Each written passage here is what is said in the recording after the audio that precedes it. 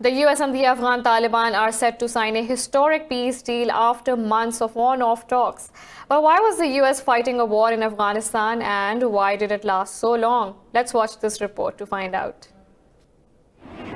On September 11, 2001, a terrorist attack on the Twin Towers of the World Trade Center in New York and the Pentagon in Washington killed nearly 3,000 people.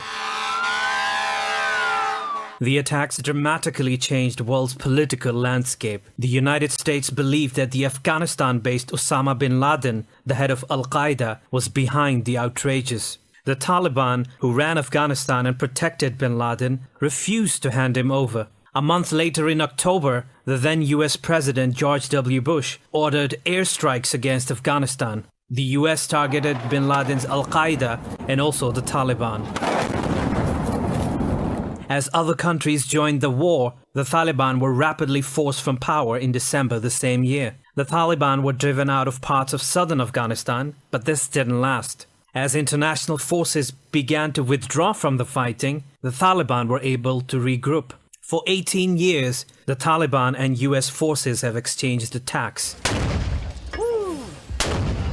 killing thousands of fighters and innocent civilians. In 2012, the first initiative was taken for a peace deal between the two warring sides, but this broke down 2 months later. Since then, the US and its allies have struggled to strike a peace deal.